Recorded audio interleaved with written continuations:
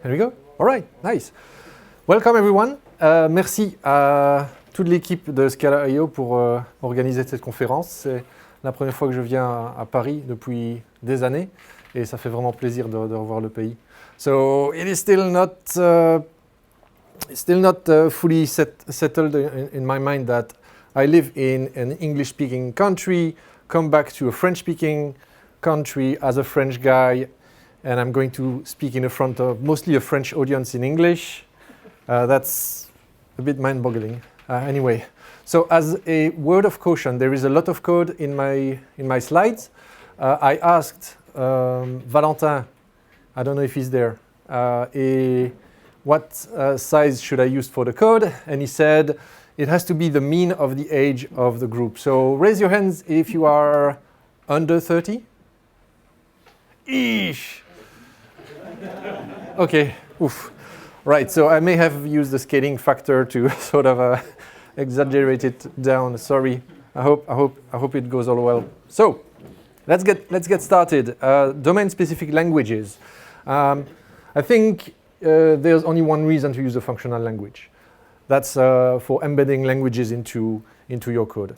If you are doing functional programming for just immutability or whatever, you're just wasting your time. And you would have a much easier, much more elegant experience using TypeScript or Kotlin or whatever.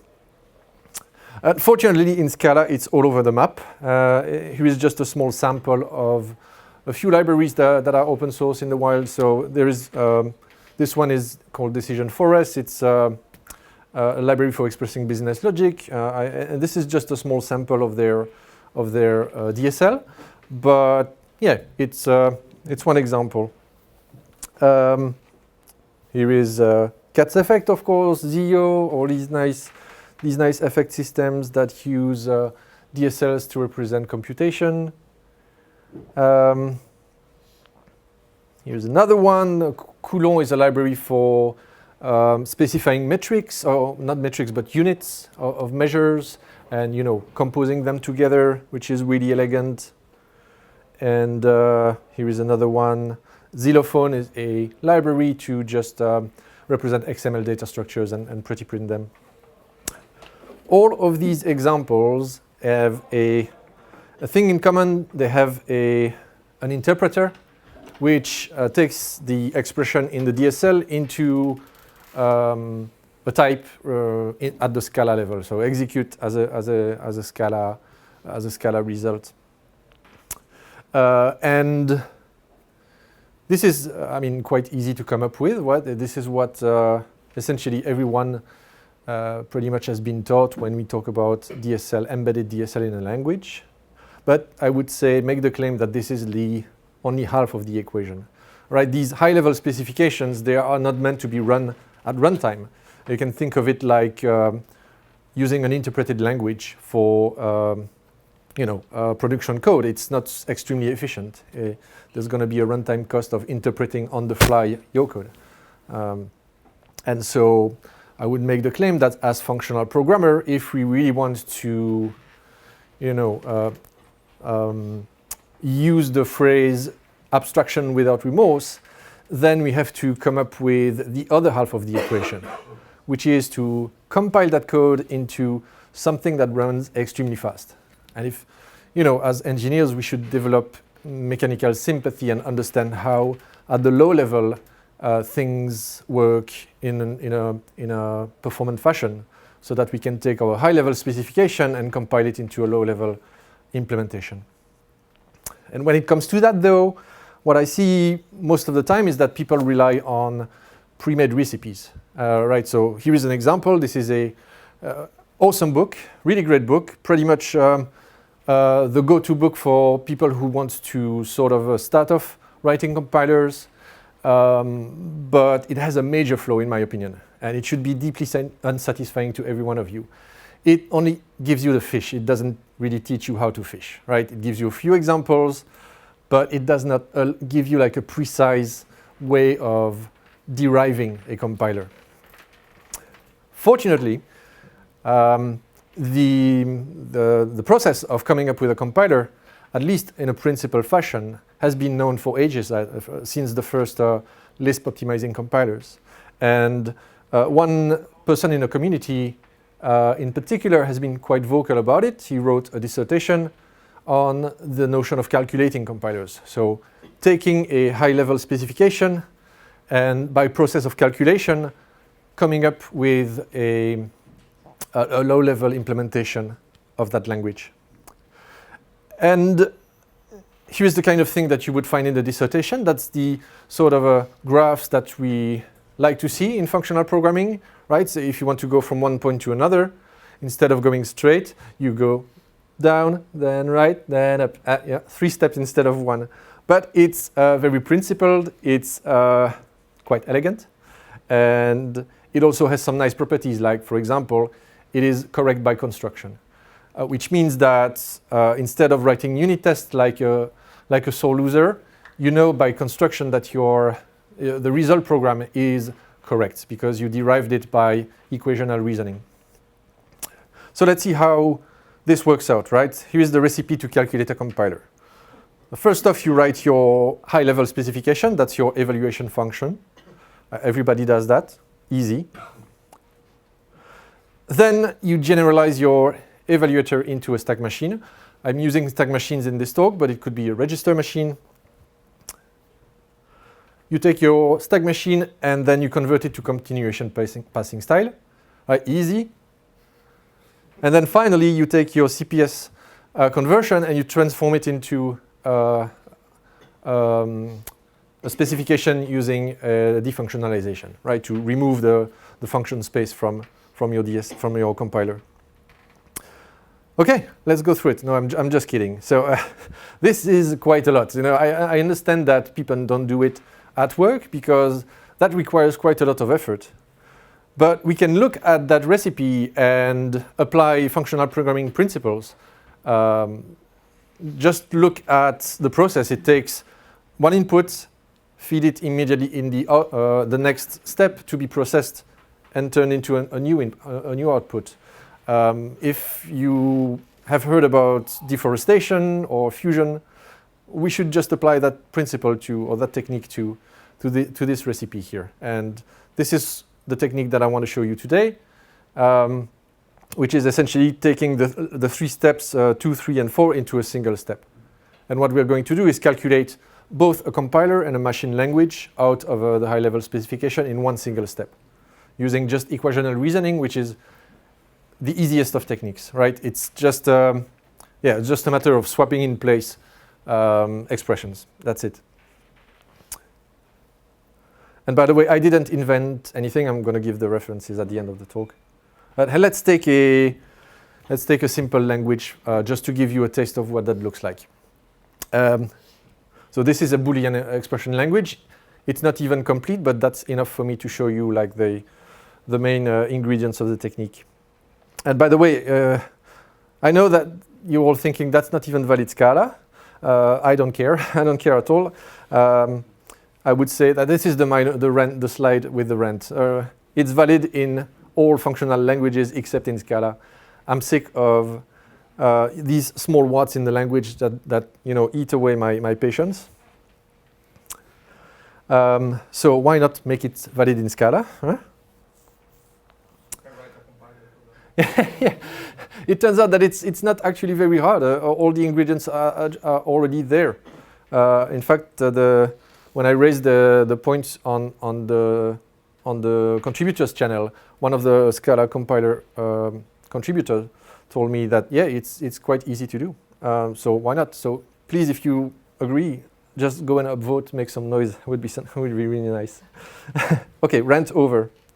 And just so I use valid Scala, I'm gonna use names even if they don't mean anything. I chose to use a famous computer scientist. It doesn't matter at all. And here is the evaluator function for that expression language. I'll give you a couple of seconds, but it should be quite trivial to understand that this is correct, right? Wrong. Okay, so there is one thing that is extremely cool about the technique that I'm going to show you. it is that you become extremely intimate with the minute details of execution of the Scala, expressions in the Scala language. And while I was calculating the compiler, I came across something that turned out to be a problem. And you may not see it here. Why? Because you may be thinking in terms of, this is actually denotational semantics. It's obvious what's happening. Every term is a function of its subterms, and that's it. Well, no, there is actually a little detail that, if you're not careful, you may be missing, which is that the AND operator in Scala is not the AND in Boolean algebra. It has an implicit sort of a interpretation choice, which is that it's going to go from left to right. And that's also the notion that all developers pretty much agree with. They will use that knowledge implicitly when they write Boolean expressions. So we don't want to leave implicit details like that in our high-level specification. So instead, what we do is we make it explicit. Right? So just a minor refactoring. And again, right now you're thinking, wow, this guy is amazing. He found that out by himself. But no, it's just that I was calculating the compiler and I came across a problem. I was stuck. I had to make progress. So I had to take a step back and think about it really hard. OK, here is the recipe. First off, we're going to write a compile function, right? Taking our expression language into some machine language that we're going to define. We're actually going to do that in terms of a helper function. This helper function takes a continuation. Now, this is not a function continuation. It's a symbolic continuation. So it's called a CPS notation. But you're going to see it's going to be useful. And next, we want to write a virtual machine to execute that code, right? So again, I'm using stack machines here. And in our case, it's a Boolean language. So I just need to be able to represent Booleans in my stack. And so we're going to write the definition of these functions via equational reasoning. And for that, we need a correctness specification. What is the correctness specification? Well, for our execution, we want to make sure that whatever expression we compile, given a stack S, when we execute it, it's exactly the same as if we were pushing on the stack the result of evaluating the expression, right? And this is nice because there is some stack discipline embedded in that simple equation. Right? You cannot mess up the stack that you get in the input. So never you're going to underflow or whatever. And when it comes to the helper function, it goes a little bit further. It says that when we compile an expression with a continuation, it's as if we were pushing the result of that expression on the stack and then executing the continuation. Right? That's quite clear. That's our starting point. And we're going to take every term of our language and calculate the code, the machine language, and the virtual machine execution. So let's start with the first term of our language, the B constructor.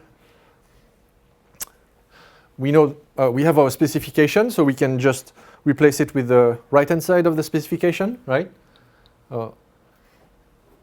So we're going to proceed by reduction, essentially, right? We know the definition of eval for B is just to take the Boolean and just that's the result of our reduction, essentially. So we can apply that. And at this point, we're sort of stuck. We have a function. We have a situation where we have the end value on top of the stack. That's kind of the result of our program. So at this point, we're kind of come at the point where we need to come up with a machine instruction that will put a value on top of the stack. Well, let's just do that. Let's introduce a new push instruction.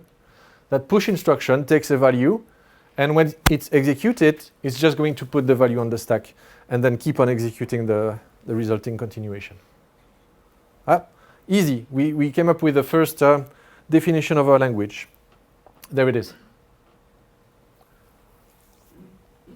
OK, let's go to The next one, negation.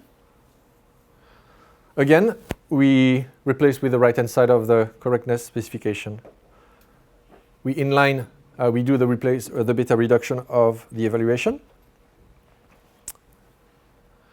And here, we are not quite at a place where we can apply eval. But what we can do is we can introduce a new instruction to just take whatever is on top of the stack and negate it. Right? So here it is. Now, what we have is an expression that, if you recognize it, it's a subterm of our expression. Right? That's the subterm here. And it is in the position where we can apply the induction hypothesis. Right? Because when we apply equational reasoning using inductive rules, you can take every subterm of your expression, and if it ends up in the same place as your correctness specification, then you can just say by induction it is correct. I can replace it with the left-hand side of the equation. So let's do that. Right? And now final step. Actually, no. That's the result of our compilation. So we have introduced a new constructor, and we have the result of compiling not of x. It's the compilation of x with a continuation that is going to inverse the result. And boom. Finally, let's move to the end constructor. A little bit more interesting. Again, inline the definition of eval. There it is. Okay, so now that's what playing feels like when you do equational reasoning. You manipulate expressions based on their properties. And here we have an if expression. And what we can say is that the else and then branch have the same type, right? So we can play with that notion and realize that actually the cons operator on the list here distributes over the branches of the if, right? So we can move the cons inside both branches, right? So furthermore, because we know that the result of evaluating the expression is going to be a stack, we can also we can also distribute the evaluation, the execution inside our if. So float the if to the top level. Right? Again, just simple syntactic manipulation. And look at that. We have sub-expressions here that allow us to use the inductive hypothesis. So again, there's an intermediary step here that's not really necessary, but just using the definition that we just computed, I'm just sort of reversing it into a state where I can apply the induction hypothesis. Let's apply it once on the y parameter, and let's apply it a second time on the then branch, the else branch, sorry. And now we are at a position where we're kind of stuck. We don't really know how to proceed. Well, this is clearly the case that we need to introduce a new expression, a new code machine instruction.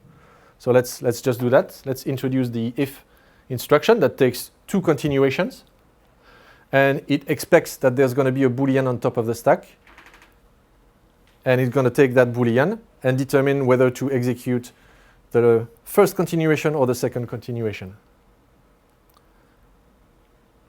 And look at that. Now we have, again, an expression where in head position on the first argument we have a continuation. And there we have a value on top of the stack that is a subterm of our language. So we can apply the induction hypothesis. And boom, here is the compilation of our end expression.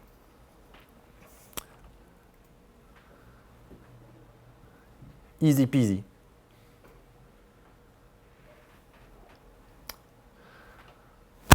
now we need to calculate the compile function, which is going to use the helper function.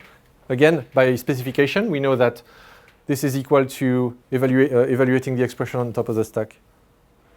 And this, by virtue of just calculating the comp, this is equal to pushing a value on the stack and not doing anything, so stopping the program. So stopping the program will be just returning the stack as it is. And again, we have a function, we have an expression that is in where we can apply the induction hypothesis. So let's just do that. And voila, we have calculated our compile function. It's just compiling the expression with the halt continuation. Here is the whole machine language and machine and virtual machine. It fits on a card. It's imperative. Tail recursive here. I'm using lists as a stack for didactic purposes, but you could use a much better data structure to, increase locality of reference and that kind of stuff. But this is orders of magnitude faster than your initial expression high-level specification. So that's the technique. That's super simple, right? So I want to apply it to a real-world example. I took the Zapier data type from the Prelude library. Cool. And I just cleaned it up a little bit. I removed the environment stuff because it's the same as state management, pretty much. So it doesn't add any value for me to show you that.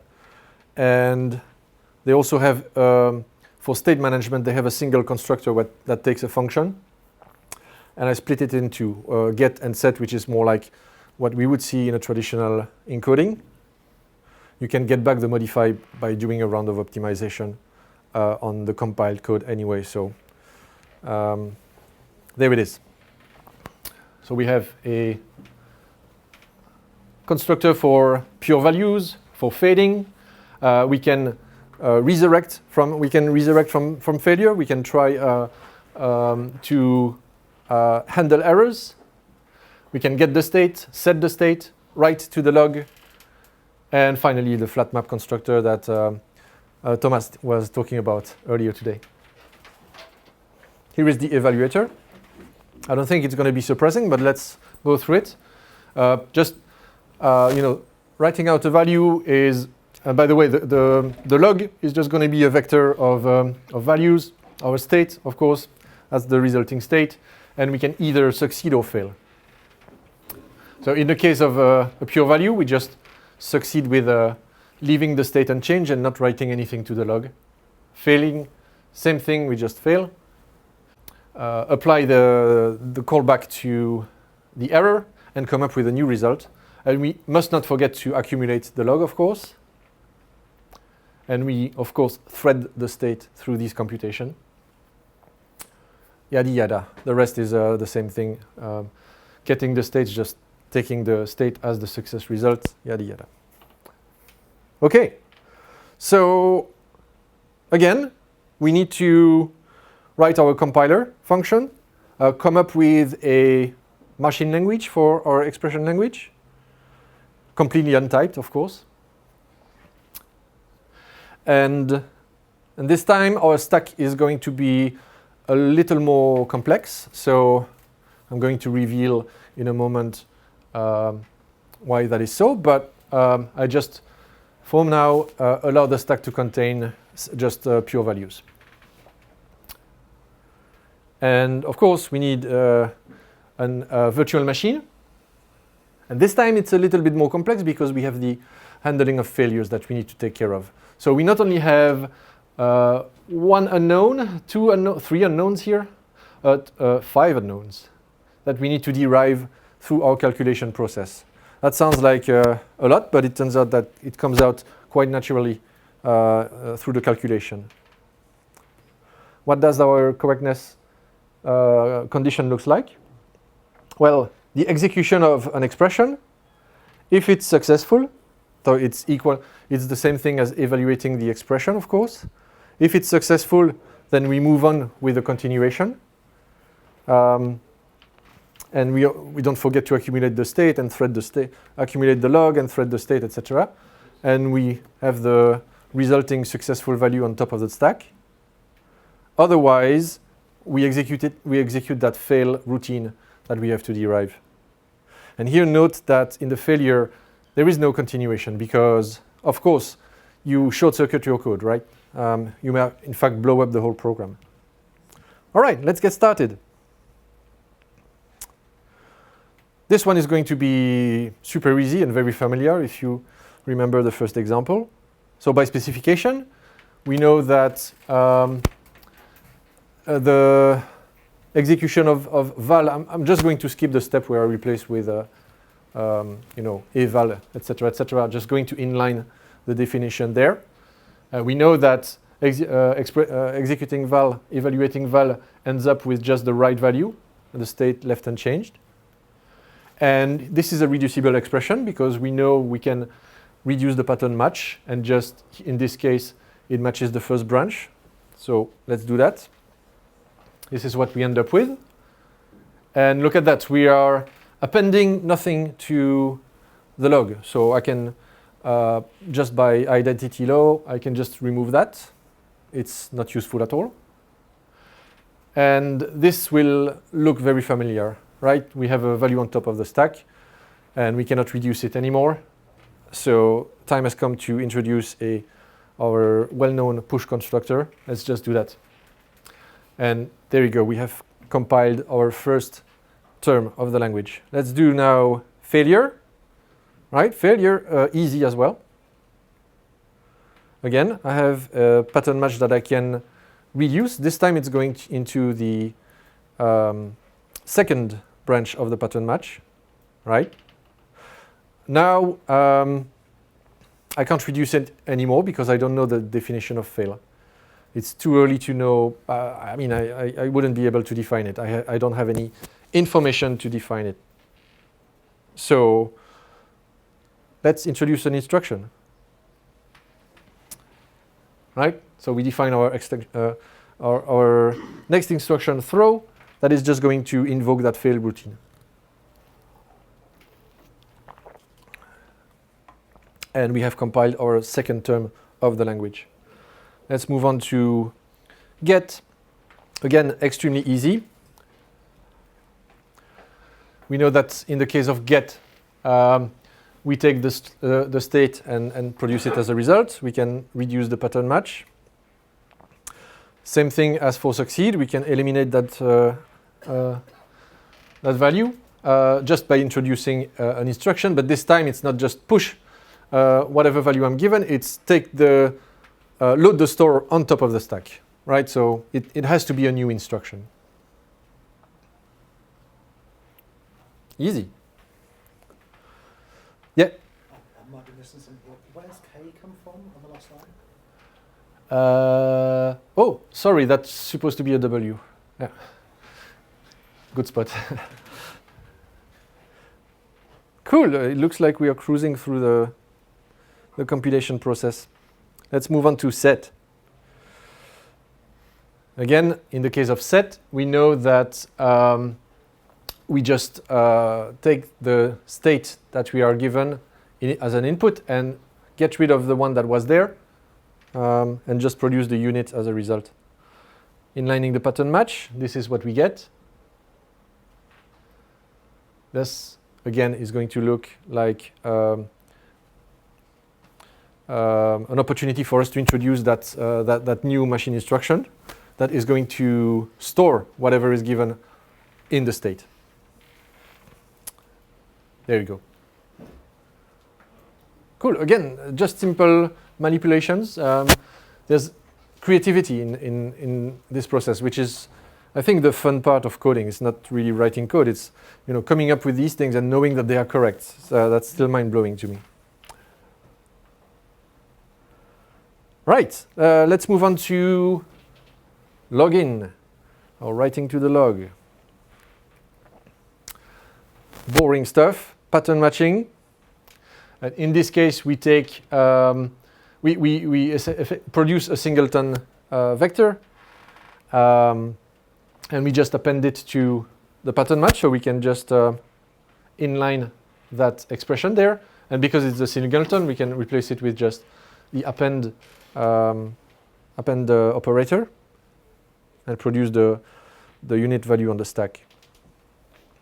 Again, here we cannot reduce anymore. So we're going to introduce a new machine instruction. And there you go. We're halfway there. And awesome, I have 15 minutes left. Well, so far, so good. Okay, so let's move on to the fun stuff.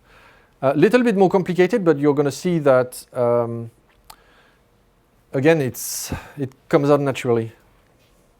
Let's first deal with catching errors, because that's where we're going to see how we can derive the fail definition of fail.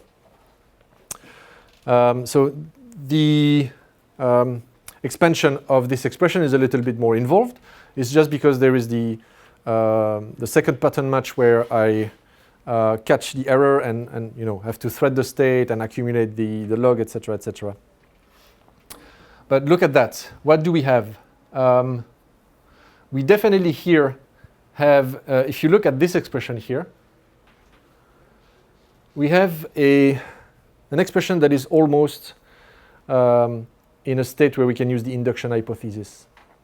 Now, I'm going to cheat a little bit. I'm going to use the induction hypothesis, even though in theory I cannot do it. The reason for that is because the expression here is not a subterm of my expression, right?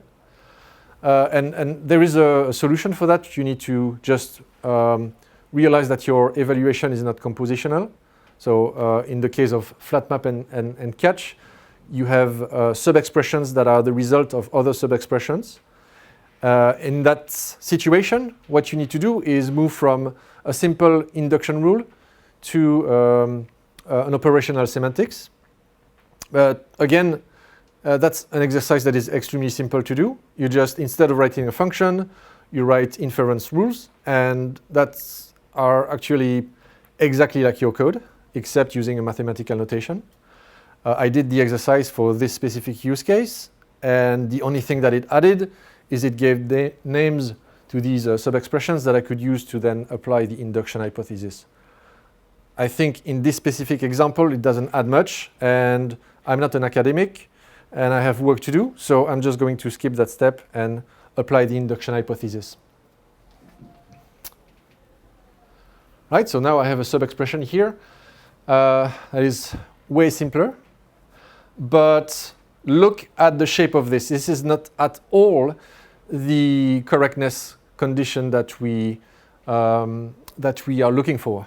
In particular here, there is no call to the fail function. Well, okay, but we are the masters of this universe, so we can say that if you want to execute fail, well, here is the definition of fail. That's what you're going to do. So let's just do that. So in the event where I have a failure, I'm going to call fail, passing the new state, of course, accumulating the log, the error that I get from executing the... And the other thing that I want is I want to have the handler on top of the stack. Why do I want that? Well, think about it for a moment. You want to compile your code array, right? In the best case scenario, you don't want to do any compilation at runtime. And your virtual machine only has one place to put temporary information. That's the stack, right? So it makes sense to push anything that you need on top of the stack as soon as you, as long as you make sure that you clean up after yourself. So I'm just going to introduce that handler here and define my fail function as taking whatever is on top of the stack. If it's a handler, then I can apply that handler to the function to the error, compile the resulting expression, and move on with my execution. Notice that I'm still doing runtime compilation, and that's the thing that I'm going to talk about at the end. But now I'm in a much better position. The only problem is that our stack now is not in a shape where I can apply the induction hypothesis for this whole term. The thing that is annoying is that handler here. Well, I can just introduce a new instruction that if there is a handler on my stack after the value that is on top of it, I can just get rid of it, right? Something that is called unmarking the stack. So I introduce this unmark operation, and the only thing it's going to do is take the handler, which I know is going to be there because that's me that put it on the stack, and just get rid of it, just push the value back and move on with the execution.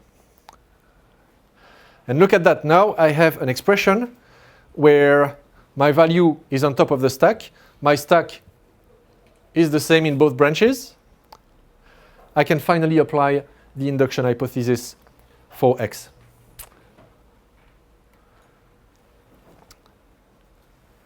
There you go. What do I have now? I have a stack where I have a handler on top of my stack. So I need to take care of, pushing the handler on top of my stack. Again, I just need to put it. I just need to introduce a new instruction to put it, which is called marking the stack. Okay, so introducing that new mark constructor, I take my handler as a parameter, and I just put it on top of the stack. And boom, now I have the result of compiling my catch my catch expression, and I also have defined at least some portion of the fail routine. Nice. Finally, let's move on to flat map. It's going to be extremely similar to catching errors. So again, let's unfold the definition. Same excuse than earlier. I'm just going to lazily say that I can use the induction hypothesis for the term that is here, even though f of x is not a subterm of my language, but yada yada. All right. Now look at that. I'm almost in a position where I can say, look, I'm done here. I have everything that is in place to apply the induction hypothesis for xa. But I want to go a little bit further because I want to be in a position where at some point I can compile away these sub-expressions here. So just like for catching errors, I'm going to introduce a new value in my value data type, which is called k for continuation, and introduce a new instruction to call that continuation on the value that is at the top of my stack, and in doing so, removing the callback. Of course, now I'm in no shape to apply the induction hypothesis. Same exercise as before. I need the stack here to be in the same shape in both branches. Again, the only way I can do that is by completing the definition of my failure routine. So if my failure routine finds a callback on top of the stack, it just needs to get rid of it. It cannot do anything with it. So that's what it does. Finally, I'm able to apply the induction hypothesis. And now, just like for catching errors, I am in need of pushing that callback on top of the stack. Again, I'm going to introduce an instruction to do so. And with that, I have done all of my work, at least as a first step. Here is the resulting machine code along with the compiler. Again, it fits on a slide, which I don't know if you looked at, Zapier or any other similar data type, but usually their interpreters are pages long. And this one also is, yeah, super simple to understand. And it's correct by construction. Oh, I forgot to show the derivation of compile, but that's exactly the same exercise as before, introducing the halt constructor. Here is my virtual machine. Again, it's an imperative loop, so extremely efficient. And again, you can improve the definition of the stack, maybe do some avoid the construction of tuples, this and that. These are cosmetic changes, not very important. Something I forgot to mention is that my machine is not exhaustive, right? I haven't specified an implementation for any other case that might arise. And the result for that, I don't need to, because I calculated every possible shape of my execution. So any other case is completely ruled out by my calculation process. So I can just confidently add a catch-all case that is not implemented. It's never going to reach that branch. Oh, yes, something I didn't show. When you fail, so that failure routine is going to unwind the stack, remove everything that is there until it finds a handler, right? Which means that if it finds a value on top of the stack, just needs to get rid of it. If it finds that the stack is empty, though, that means that your program is blowing up. Right, so in that case, I'm introducing yet another data constructor to signify that my result is a failure. That's a minor cosmetic detail. Look at that. I have, again, written an extremely efficient compiler with one little caveat. Of course, compilation at runtime, that should not happen, right? Where is it? In the continuation, yeah. Oh. Yeah, in these situations here. The problem with, of course, Zpure is that it uses Scala functions in the expression language. So the space of Scala function, you cannot inspect them, you cannot do anything with them. So the only thing you can do is run them at runtime, which is sad. So if we want to take this a little bit further, what we need to do is transform the Zpure data type, which I didn't want to do as a first step, just to show you how it works. But the next step would be to completely defunctionalize Zpure. Right? And so as Thomas said, there's two ways you can approach that. One way is to use a function-oriented design using a data type like flow with an input and an output. And your Zpure is just a flow from unit to A, essentially. Or you can use an encoding of the lambda calculus, right? So that's the two things that I'm currently playing with, and in particular in the second case, so using expressions instead of I want to avoid the problem of capture avoidance and alpha conversion and that kind of stuff. The encoding that I chose is a parametric higher order abstract syntax where you introduce a new type parameter that is universally quantified to replace any variable, right? To represent any variable. And because it's universal, you don't know what it is, what it represents.